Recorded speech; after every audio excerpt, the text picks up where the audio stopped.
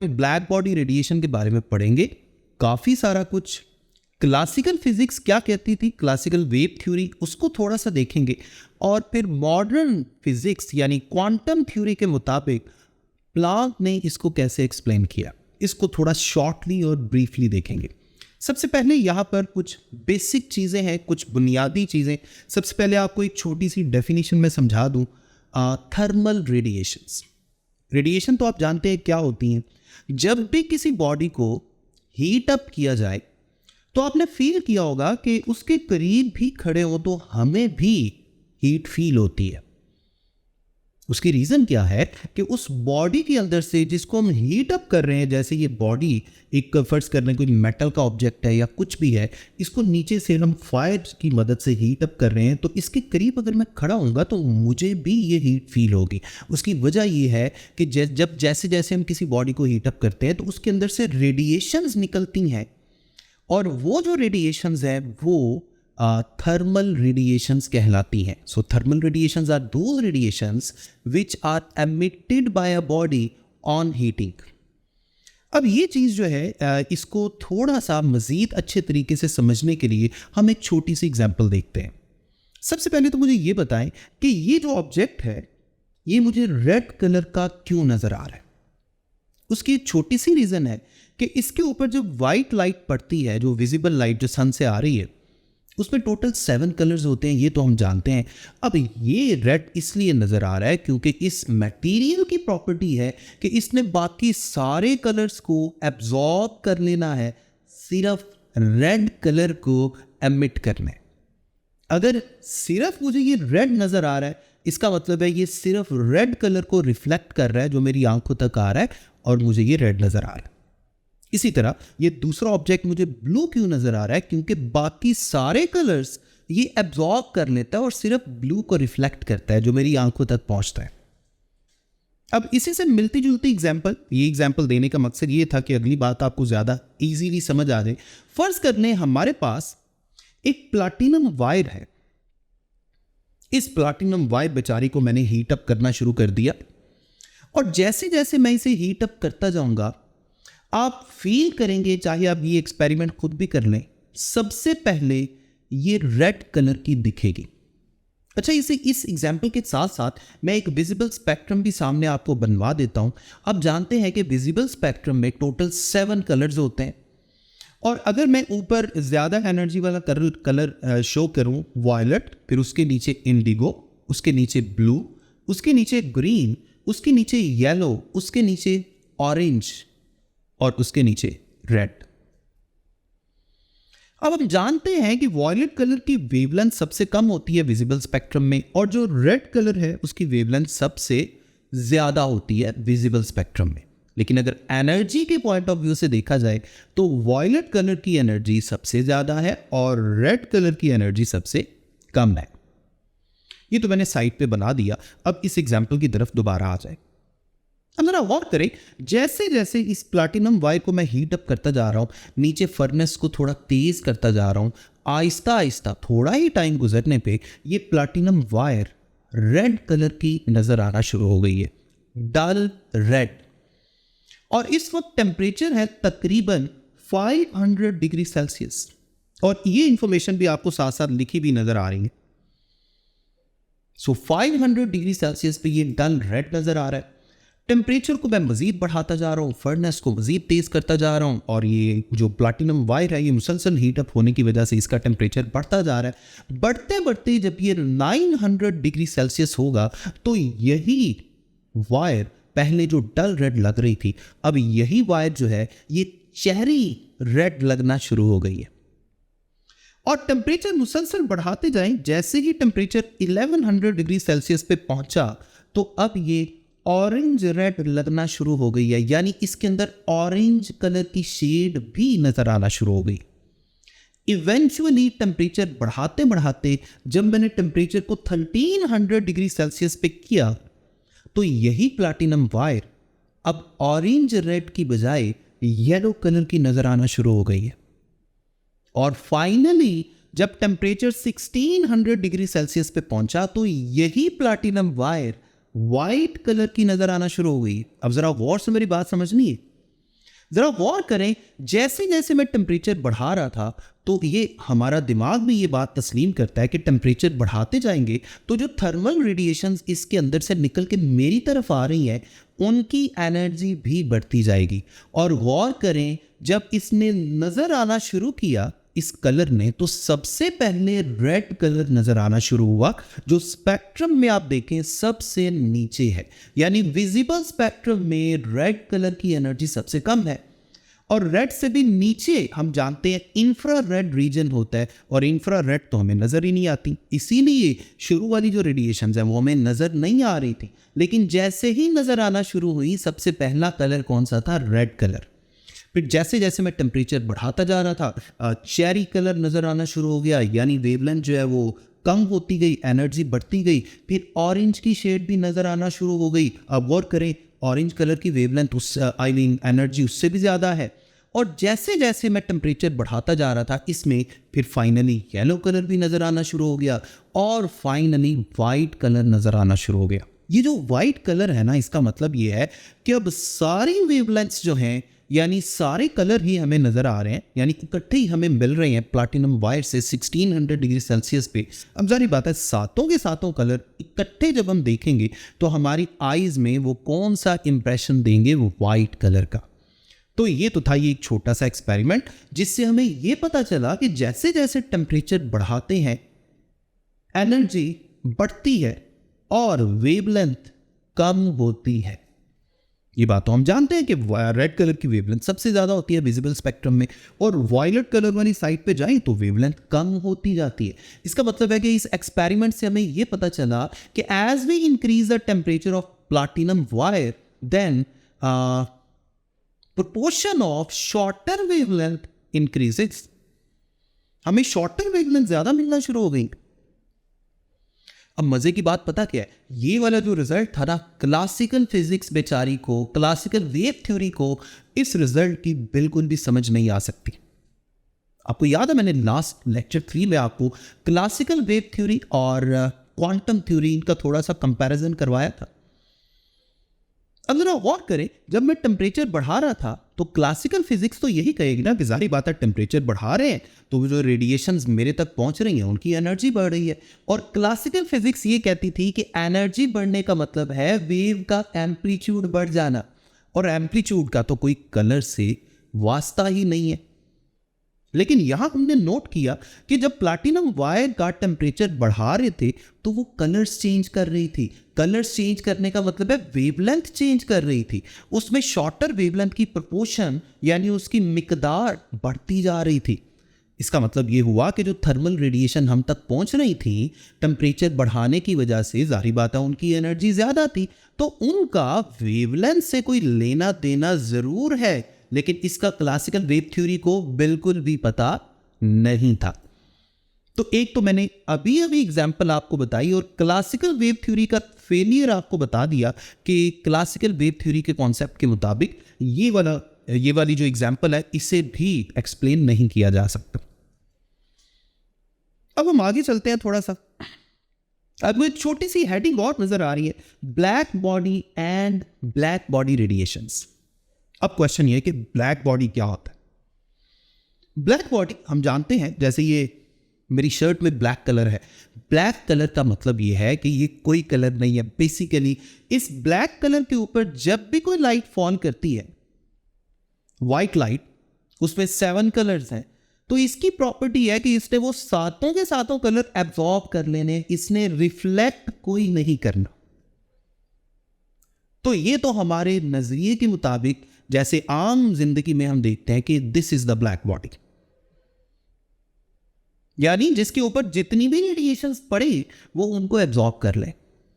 लेकिन याद रखें, परफेक्ट ब्लैक बॉडी ऐसा ब्लैक बॉडी होता है जिसके ऊपर चाहे विजिबल रेडिएशंस पड़े चाहे इनविजिबल रेडिएशंस पड़े, वो सारी रेडिएशंस को एब्जॉर्ब कर ले, और जब हम इसको हीट अप करना शुरू करें तो जितना कुछ इसने खाया था रेडिएशंस की शक्ल में, वो सारी रेडिएशंस ये वापस निकाल दे। So a perfect black body is one which absorbs all the radiations falling on it and radiate या emits all those radiations on heating. यानी ब्लैक बॉडी ऐसा बॉडी है जिसके ऊपर जितनी भी रेडिएशंस पड़े वो सबको एब्जॉर्ब कर ले, और जैसे ही हम इसको हीट अप करें वो सारी रेडिएशंस को एमिट कर दे जो उसने एब्जॉर्ब की थी। So this is the definition of perfect black body.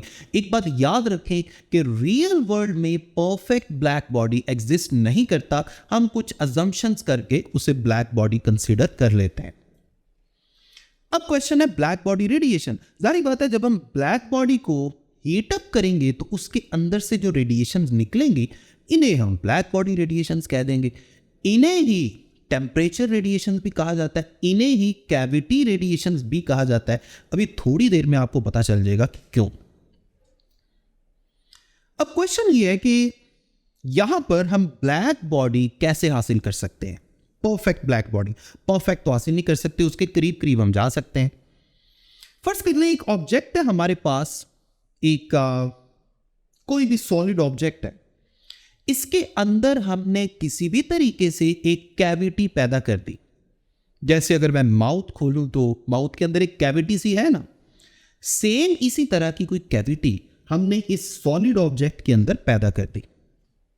अब ये जो सॉलिड ऑब्जेक्ट है इसके अंदर एक कैविटी भी पैदा हो गई और एक छोटा सा होल भी हमने रख दिया लाइट को एंटर करवाने के लिए या रेडिएशन को निकालने के लिए।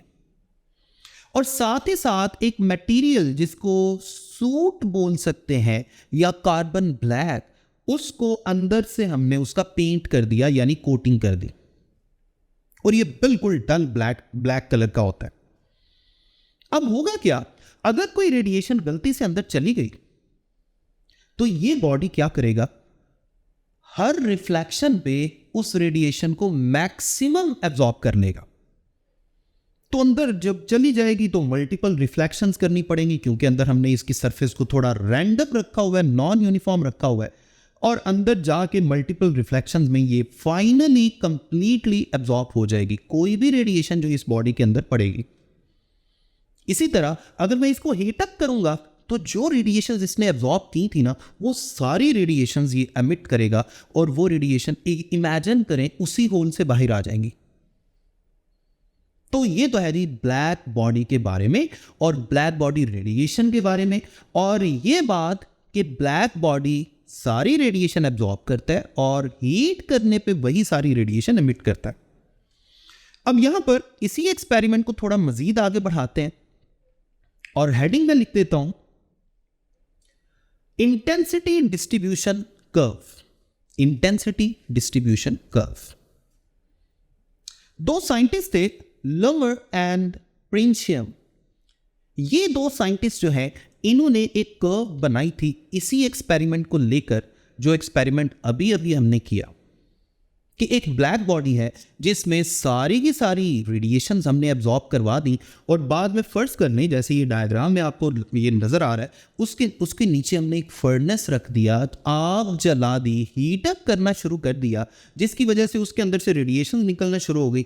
अब हम गौर करें, वो रेडिएशन निकल के मुख्तलिफ रिफ्लेक्टर से टकरा के एक ख़ास किस्म के प्रिज्म के अंदर से पास कर रही हैं।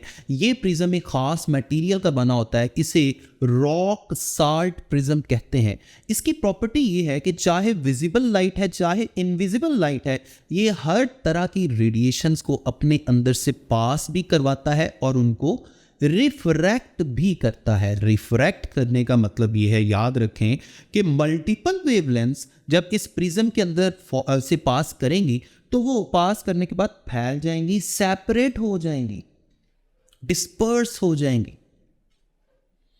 सो मैं कह सकता हूं कि ये एक खास किस्म का प्रिज्म है जो हर तरह की रेडिएशन को रिफ्रैक्ट भी करवाता है, यानी अपने अंदर से पास भी करवाता है, और डिस्पर्शन भी करता है, यानी उनको अलग अलग भी कर देता है। और साथ आपको डायग्राम में एक और डिटेक्टर नजर आ रहा है। फिर ये जा रही हैं जनाब डिटेक्टर के पास, रिफ्लेक्टर के बाद डिटेक्टर के पास, और डिटेक्टर इनको डिटेक्ट करता है। वो सारी रेडिएशंस एब्जॉर्ब हो जाती हैं। हमने बहुत सारे डिटेक्टर्स लगाए हैं, मुख्तलिफ वेवलेंथ्स को मुख्तलिफ जगह पे हमने फर्ज कर लें एब्जॉर्ब कर लिया, और इनको एब्जॉर्ब करके उनकी पूरी इंफॉर्मेशन अलग अलग ले ली कि जनाब कौन सी वेवलेंथ कितनी इंटेंसिटी में हमारे पास आई है। और ये इन दोनों साइंटिस्ट ने किया और फिर एक ग्राफ ड्रॉ किया। वो ग्राफ भी मैं साथ ही साथ बनाता जा रहा हूं। उसमें वाई एक्सिस पे intensity of black body radiation है और एक्स एक्सिस पे आप देख सकते हैं, एक्स एक्सिस पर वेवलेंथ यानी लैम्डा की वैल्यूज हैं। यानी आप यूं समझ लें काफी सारी वेवलेंथ आ गई, हर वेवलेंथ की मिकदार या उसकी इंटेंसिटी अलग अलग मेजर कर ली और फिर ग्राफ ड्रॉ कर लिया। अब इस पे गौर करें। सबसे पहले मैंने क्या किया, मैंने उस फर्नेस की वजह से जो टेम्परेचर है ब्लैक बॉडी का उसको रखा 1000 केल्विन। ये मैं बेसिकली उन साइंटिस्ट की बात कर रहा हूं जिन्होंने ये ग्राफ ड्रॉ किया। और 1000 केल्विन पे जो आपको कर्व नजर आ रही है वो कुछ ऐसी छोटी सी कर्व एक नजर आ रही है, टेढ़ी मेढ़ी, जो तकरीबन दरमियान में पीक अचीव कर रही है। शुरू में भी नीचे है और एंड पे भी नीचे है। शॉर्टर वेवलेंथ पे भी नीचे है, दरमियान में कोई एक खास वेवलेंथ आई है जिसपे मैक्सिमम पीक मिली है और फिर नीचे आ गई। ये मैं बात कर रहा हूं 1000 केल्विन। जब ब्लैक बॉडी का टेम्परेचर कितना था, 1000 केल्विन। उसके बाद जैसे ही टेम्परेचर बढ़ा और मैंने उस फर्नेस की मदद से टेम्परेचर को बढ़ाया और उन साइंटिस्ट ने दोबारा से सारा डेटा दिया और दोबारा से एक और ग्राफ ड्रॉ किया। तो आप गौर करें, जो सेकंड ग्राफ है 1260 केल्विन पे, वो ग्राफ भी आप देख सकते हैं। सेम इससे मिलता जुलता ग्राफ है लेकिन थोड़ा ऊपर आ गया है, यानी इसी की कॉपी थोड़ी सी ऊपर। बस एक छोटा सा काम हुआ है, जो पीक है वो थोड़ी सी लेफ्ट साइड पे चली गई है। जैसे ही टेम्परेचर को मजीद बढ़ाया, तकरीबन 1450 केल्विन तक किया। और अब क्या हुआ जनाब, अब दोबारा से वो जो क्या बोलते हैं इसको, ये जो ग्राफ है, मजीद तीसरा ग्राफ जो है वो मजीद ऊपर चला गया और जो पीक है वो भी थोड़ा सा लेफ्ट साइड पे चली गई, ओरिजिन वाली साइड पे। और जैसे ही टेम्परेचर को तकरीबन 1650 केल्विन के आसपास किया तो दोबारा से ये लिखा भी आपको नजर आ रहा है, एक चौथा ग्राफ यहां पर बना और वो ग्राफ मजीद ऊपर तक जा रहा है। यानी सारी एनर्जी इंटेंसिटीज की वैल्यूज मजीद ऊपर है और जो पीक है वो मजीद लेफ्ट साइड पे है। ये है जनाब इंटेंसिटी डिस्ट्रीब्यूशन कर्व। और इसमें इन दोनों साइंटिस्ट ने टोटल, ये जिस तरह आपको सामने नजर आ रहा है, 4 डिफरेंट एक्सपेरिमेंट्स का डाटा लेके उनकी कर्व्स को एक ही जगह पे ड्रॉ कर लिया ताकि इनको आपस में कंपेयर किया जा सके। अब ये जो ग्राफ है इसकी बुनियाद पर कुछ एक्सपेरिमेंटल ऑब्जर्वेशंस हैं। उन एक्सपेरिमेंटल ऑब्जर्वेशंस को अब हम स्टडी करने लगे हैं। लेकिन इससे पहले मैं आपको इंटेंसिटी के बारे में बता दूं। मैंने लास्ट लेक्चर 3 में भी आपको इंटेंसिटी ऑफ रेडिएशन के बारे में बताया था। अगर क्लासिकल वेव थ्योरी के मुताबिक बात की जाए, ज़रा वॉक करें इंटेंसिटी बेसिकली क्या है। इट इज़, साथ ही मैं ग्राफ के साथ ही आपको एक बॉक्स में छोटा सा फॉर्मूला की शक्ल में दिखा देता हूँ। इंटेंसिटी यानी I is equal to energy radiated यानी कैपिटल E पर यूनिट एरिया पर यूनिट टाइम। अब इसको आप ऐसे भी लिख सकते हैं, E divided by A divided by T। और आप इसको ऐसे भी लिख सकते हैं, एनर्जी ओवर एरिया को तो पावर कहते हैं, तो मैं इसको एक इस शक्ल में भी लिख सकता हूँ। E ओवर A की जगह P लिख दिया और नीचे T वैसे ही आ गया। यानी इंटेंसिटी को पावर पर यूनिट एरिया भी कह सकते हैं। मैं अगेन इस बात को रिपीट कर रहा हूं, मेरा ख्याल है मैंने ये गलत बोल दिया, आप इसको दोबारा उधर शिफ्ट कर दीजिएगा। यानी E ओवर T, ये तो बेसिकली पावर है। अब गौर करें, इस फॉर्मूला को ऐसा लिख सकते हैं ना, E ओवर A और A के साथ नीचे T लिखा हुआ है क्योंकि दोनों डिवाइड हो रहे हैं ना E के साथ। अब E एनर्जी पर यूनिट टाइम, ये बेसिकली पावर है और नीचे एरिया आप देख सकते हैं। तो मैं इसी फॉर्मूला को ऐसा भी लिख सकता हूं, power divided by area, power पर यूनिट एरिया। तो ये तो इंटेंसिटी के बारे में मैंने आपको बताना था। अब दोबारा आ जाते हैं ग्राफ जो है उसकी एक्सपेरिमेंटल ऑब्जर्वेशंस की तरफ या रिजल्ट्स की तरफ, या जो फैक्ट्स हैं जो हमें इस ग्राफ से नजर आ रहे हैं। सबसे पहला फैक्ट ये है that energy is not uniformly distributed in the graph for given wavelengths। जरा गौर करें, एनर्जी की डिस्ट्रीब्यूशन यूनिफॉर्म नहीं है। चाहे आप सबसे छोटी कर्व देख लें, चाहे उससे बड़ी कर्व देख लें, चाहे उससे बड़ी तीसरी कर्व देख लें, चाहे चौथी कर्व देख लें, ये थोड़ा ऐसे टेढ़ा सा ग्राफ है। यानी इंटेंसिटी या एनर्जी पर यूनिट एरिया पर यूनिट टाइम ये वैल्यूज जो है वेवलेंथ के लिहाज से एक जैसी डिस्ट्रीब्यूशन नहीं है, मतलब कुछ वेवलेंथ ज्यादा भी नहीं है, कुछ कम भी नहीं है। तो सबसे पहली ऑब्जर्वेशन तो ये है, non uniform distribution of energy. दूसरी जो ऑब्जर्वेशन है ना, उसको बोलते हैं वेन्स डिस्प्लेसमेंट लॉ। ये वेन साइंटिस्ट का नाम था, इसने भी कुछ काम किया था जिसकी बेस पर हम इसी नाम से इसको याद रखते हैं। जरा गौर कीजिए, चाहे मैं सबसे पहली जो सबसे छोटी कर्व है उसकी बात कर लूं, सेकंड कर्व जो उससे बड़ी थी उसकी बात कर लूं, थर्ड कर्व या फोर्थ कर्व की बात कर लूं, हर कर्व में जो पीक आ रही है वो एक खास वेवलेंथ पे आ रही है। अभी फिलहाल मैं छोटी कर्व की बात कर रहा हूं। जरा गौर करें, ये सबसे छोटी कर्व जो है इसमें पीक जिस वेवलेंथ पे आई है ना, मैंने एक डॉटेड लाइन आपको दिखा दी है जो पीक से सीधा एक्स एक्सिस पे मिल रही है, इस वेवलेंथ को लैम्डा मैक्स का नाम दिया जाता है। और इसको अगर मैं बुलाऊंगा तो मैं ऐसे बुलाऊंगा, the wavelength for which radiation intensity is maximum. अब देखिए, लैम्डा मैक्स के साथ एक एरो लगकर आपको नजर आ रहा है, लैम्डा मैक्स के साथ एक एरो लगा हुआ है जिसमें मैंने साथ लिख भी दिया है कि लैम्डा मैक्स का मतलब क्या है, the wavelength for which radiation intensity is maximum. तो ये है लैम्डा मैक्स। अब जरा गौर कीजिए, एक बात तो यह है वेन डिस्प्लेसमेंट लॉ में कि एक खास वेवलेंथ की इंटेंसिटी यानी उसकी मिकदार, आसान अल्फाज में आप कह लें, हमें सबसे ज्यादा मिल रही है। सबसे पहला पॉइंट तो वेन डिस्प्लेसमेंट लॉ के अंदर ये है। दूसरा पॉइंट हम ये भी कह सकते हैं, जरा गौर कीजिएगा, जैसे जैसे टेम्परेचर बढ़ रहा है 1000 केल्विन से ऊपर, दूसरी कर्व में जाए, तीसरी कर्व में जाए, आखिरी कर्व में जाए, ये जो पीक है ये लेफ्ट साइड पे जाती जा रही है। जरा गौर करें, दूसरी कर्व का जो लैम्डा मैक्स है वो ओरिजिन के करीब है, डॉटेड लाइन आप देख सकते हैं। ये सारे लैम्डा मैक्स मैं डिफरेंट कलर्स में आपको दिखा रहा हूं। जो सबसे छोटी छोटी कर्व का लैम्डा मैक्स है वो सबसे बड़ा है, यानी उसकी वेवलेंथ सबसे ज्यादा है।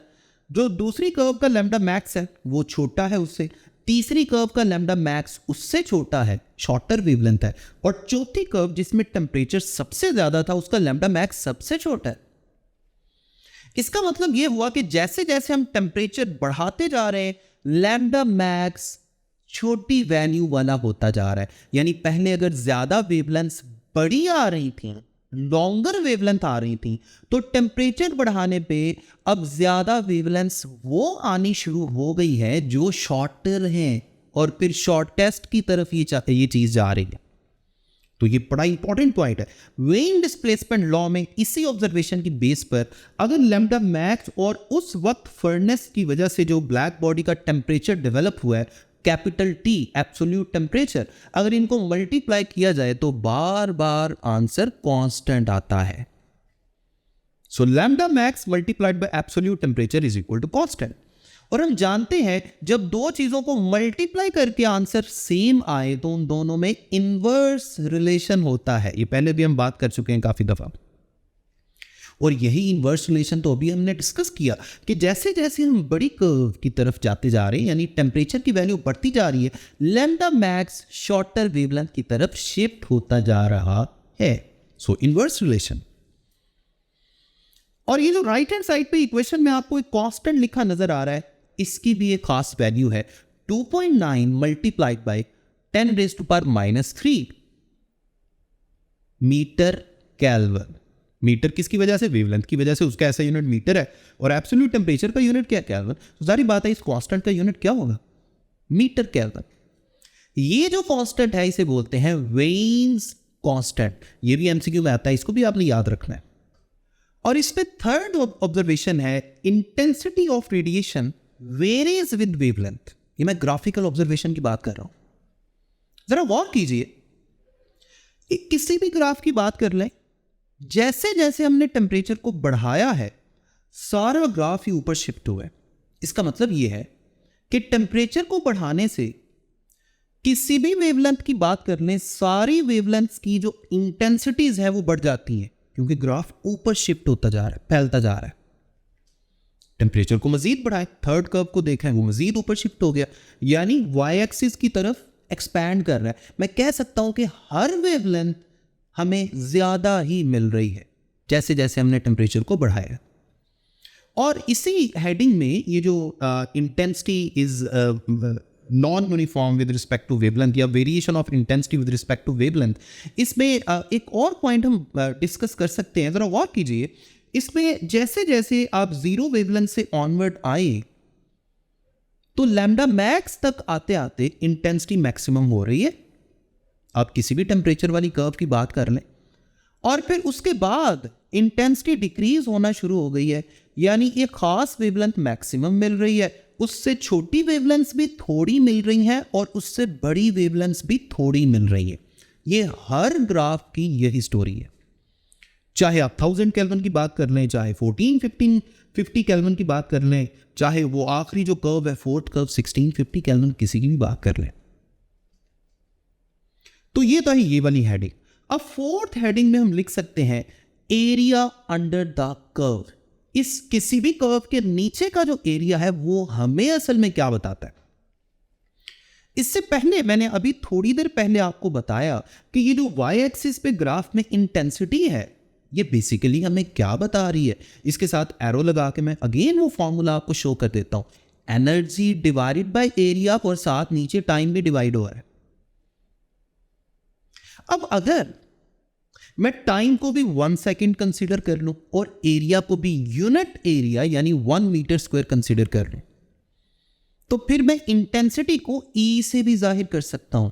लेकिन ये बात याद रखें कि यहां चाहे मैं ई से जाहिर करूं चाहे आई से जाहिर करूं, आपके माइंड में ये होना चाहिए that this is intensity, this is not just energy, this is energy पर यूनिट एरिया पर यूनिट टाइम। एनर्जी डिलीवर्ड या एनर्जी ऑफ रेडिएशन जो हमें मिली है पर यूनिट एरिया पर यूनिट टाइम या पर सेकेंड। तो चाहे आप इंटेंसिटी का वर्ड यूज कर लें, चाहे ई के साथ इसको जाहिर कर दें। तो देखिए मैं इसको ब्रैकेट में कैपिटल ई से भी जाहिर कर रहा हूं। Area under the curve gives us intensity for all the wavelengths. देखिए चाहे मैं इस सबसे छोटी कर्व की बात करूं, अगर इसके नीचे सारा एरिया देखें तो हमें सारी वेवलेंथ्स जो हैं उनकी कॉरस्पॉन्डिंग इंटेंसिटीज की वैल्यूज मिल गई हैं। मैं इसको इंटेंसिटी भी कह सकता हूं, मैं इसको एनर्जी डिलीवर्ड या energy taken out from the black body पर यूनिट एरिया पर यूनिट टाइम भी कह सकता हूं। और इसको किससे जाहिर करते हैं जनाब? हमारे इस टॉपिक में इसको कैपिटल ई से जाहिर किया गया, लेकिन मैं फिर अब आपको बात बता रहा हूं that this is not just energy, this is energy पर यूनिट टाइम पर यूनिट एरिया। जरा गौर करें इसका यूनिट क्या होगा। बेसिकली तो ये इंटेंसिटी है ना, तो मैं ब्रैकेट में ये जो ई है इसका यूनिट भी लिख देता हूं। ई जो है वो बेसिकली क्या था, ऊपर मैं आपको इंटेंसिटी का भी थोड़ी देर पहले बता के आया हूं। एनर्जी पर यूनिट एरिया पर यूनिट टाइम। एनर्जी पर यूनिट टाइम जो है इसको तो हम पावर भी कह सकते हैं। पावर का ऐसा यूनिट क्या होता है? वॉट।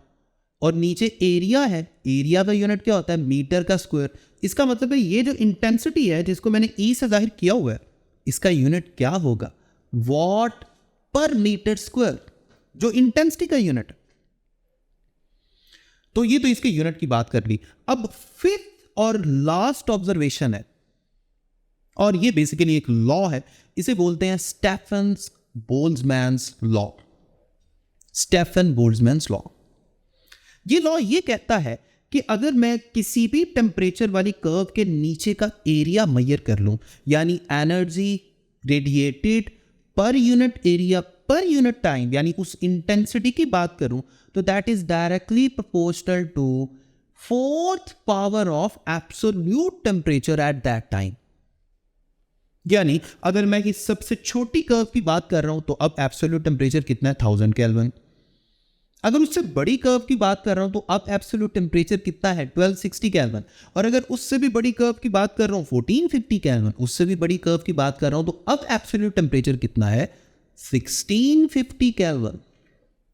सो किसी भी वक्त उस वक्त जो भी एब्सोल्यूट टेम्परेचर है, ये जितनी भी हमें उस वक्त एनर्जी पर यूनिट एरिया पर यूनिट टाइम मिलेगी, that would be directly proportional to fourth power of absolute temperature, और इसको सिंबॉलिकली मैं लिख सकता हूं E is directly proportional to absolute temperature की पावर 4।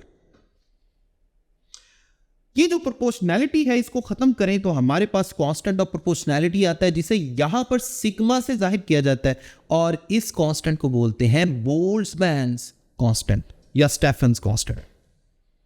स्टेफेंस कांस्टेंट ज्यादा बेहतर है, स्टेफन बोल्ट्जमैन कांस्टेंट बोल दें या स्टेफेंस कांस्टेंट बोल दें। और इसकी वैल्यू होती है जनाब 5.67 multiplied by 10 raise to power -8। इस कांस्टेंट की value 5.67 multiplied by 10 raise to power -8, और इसका यूनिट क्या होगा, जरा गौर से सोच के बताइए। ऊपर फॉर्मूला में जरा अगर सिग्मा का मैं फॉर्मूला बनाऊं तो वो क्या बनेगा, E डिवाइडेड बाय टेम्परेचर की पावर 4।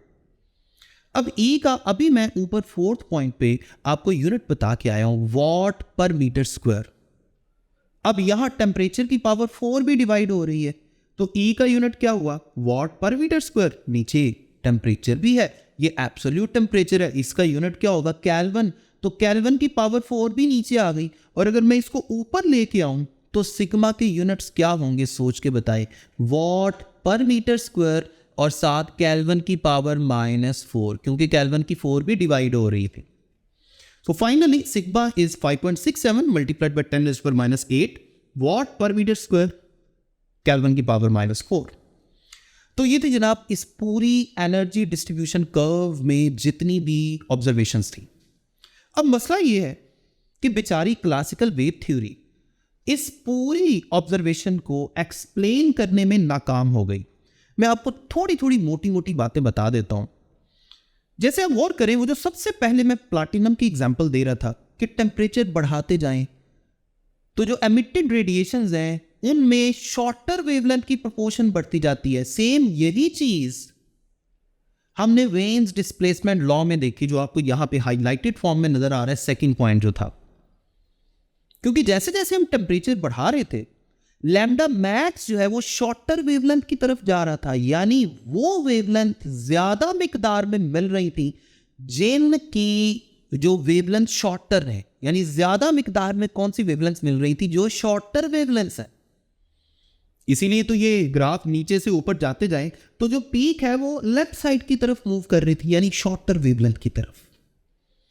अब ये बात जनाब क्लासिकल वेव थ्योरी को समझ नहीं आई।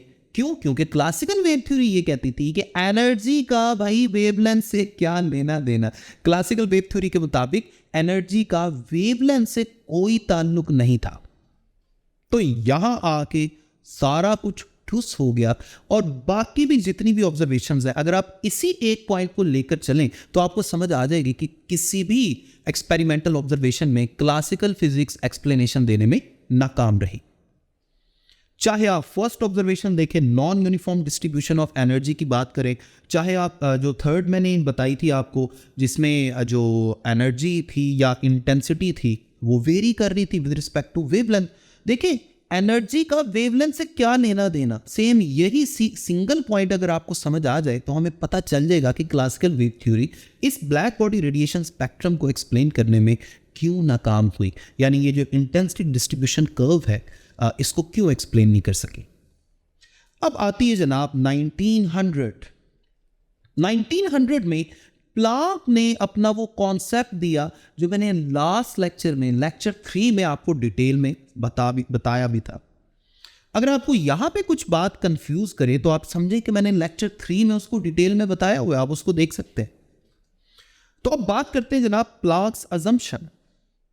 प्लांक ने आप यूं समझ लें 1900 में उस वक्त हवा में तीर मारा और उसने ये कहा कि ये जो ब्लैक बॉडी से रेडिएशंस आ रही हैं या ब्लैक बॉडी की तरफ जा रही हैं एब्जॉर्ब होने के लिए, जो इस लेक्चर में बहुत पहले हम बात कर चुके हैं, ये असल में एनर्जी के पैकेट्स की शक्ल में आती हैं। उसका कॉन्सेप्ट ये था कि चूंकि ये सॉलिड मटेरियल डिस्क्रीट एटम से मिलके बना है, छोटे छोटे पार्टिकल से मिलके बना है, तो उसके अंदर से जो रेडिएशन आएगी वो भी तो छोटे छोटे डिस्क्रीट बंडल्स की शक्ल में आएगी। यानी जो रेडिएशन इसके अंदर से निकलेगी ब्लैक बॉडी के अंदर से, वो एनर्जी के पैकेट्स की शक्ल में निकलेगी। ईच पैकेट जो है, हर पैकेट एनर्जी का, उसको उसने नाम दिया क्वांटम का। और क्वांटम की प्लूरल यानी जमा होती है क्वांटा। ये थी क्वांटम थ्योरी ऑफ लाइट कि ब्लैक बॉडी से आने वाली जो रेडिएशंस है उनकी क्वांटम नेचर है, डिस्क्रीट नेचर है, पार्टिकल लाइक नेचर है, एनर्जी के पैकेट्स की फॉर्म में आ रहे हैं और हर एनर्जी के पैकेट को उसने क्वांटम का नाम दे दिया। और इसने ये कहा प्लांक ने कि हर क्वांटम जो है उसकी अपनी एक एनर्जी है और उस एनर्जी की फ्रीक्वेंसी के साथ जो उसका ताल्लुक है वो डायरेक्ट है, यानी energy of each quantum is different and it depends upon the frequency of that quantum. So energy is directly proportional to frequency of that quantum. और इसी रिलेशन को थोड़ा सा मजीद अच्छा करके लिखें, प्रोपोर्शनैलिटी को खत्म करें तो एक कांस्टेंट आता है। इस कांस्टेंट को h से जाहिर किया जाता है और इसे बोलते हैं Planck's constant. So E is equal to hf। हर क्वांटम की ये एनर्जी है that depends directly upon the frequency. और ये जो h है जिसे हम प्लांक्स कांस्टेंट कहते हैं, इसकी वैल्यू है 6.63 मल्टीप्लाइड बाय 10⁻⁻34। अगर हम यूनिट बनाएं तो जूल इनटू सेकंड ये यूनिट बनेंगे। तो ये तो था प्लांक की अजम्पशन। अब जरा गौर कीजिए, यहां पे एनर्जी का फ्रीक्वेंसी से डायरेक्ट रिलेशन आ रहा है। और अगर मैं फ्रीक्वेंसी की जगह, आपको याद है हमने फर्स्ट ईयर में वेव्स में एक फॉर्मूला पढ़ा था, v is equal to F lambda. और चूंकि यहां पे लाइट की बात हो रही है, रेडिएशन की बात हो रही है, तो मैं v की जगह c लिख देता हूं, c is equal to F lambda. और लैम्डा को c के नीचे डिवाइड कर दें, f is equal to c over lambda. So मेरे पास एनर्जी का फॉर्मूला बन गया, एनर्जी ऑफ क्वांटम का, E is equal to h और f की जगह c ओवर लैम्डा। अब यहां से हमें यह समझ आ रही है कि एनर्जी और वेवलेंथ का तो उल्टा रिलेशन है, इनवर्स रिलेशन है। और ये इनवर्स रिलेशन ही पूरी पिछली ऑब्जर्वेशन को क्लियर कर देगा, एक्सप्लेन कर देगा। जरा गौर से सोचें कैसे। वो जो प्लैटिनम वाला केस था, वो बात तो हमें समझ आ रही थी कि देखें जैसे जैसे हम टेम्परेचर बढ़ा रहे हैं वैसे वैसे ज्यादा रेडिएशन, ज्यादा एनर्जी वाली रेडिएशन आ रही हैं। अब यहां देखें एनर्जी जो जो बढ़ेगी तो वेवलेंथ कम ही होगी ना। इसीलिए सबसे पहले हमें लोवेस्ट एनर्जी वाला फोटोन मिला, सॉरी फोटोन कह रहा हूं, क्वांटम मिला। अभी फोटोन का जिक्र नहीं करना, वो अगले लेक्चर में करेंगे। क्वांटम मिला जो सबसे कम एनर्जी वाला था विजिबल रेंज में, और वो है रेड कलर, और इसकी वेवलेंथ सबसे ज्यादा होती है। और जैसे जैसे हमें हाई एनर्जी रेडिएशन मिलती जा रही थी वैसे वैसे जो कलर्स हैं वो वायलेट कलर की तरफ शिफ्ट हो रहे थे, यानी शॉर्टर वेवलेंथ की तरफ। तो अब आपको समझ आ गई है कि एनर्जी बढ़ेगी तो वेवलेंथ क्यों कम होगी। ये किसने एक्सप्लेन किया था? प्लांक ने।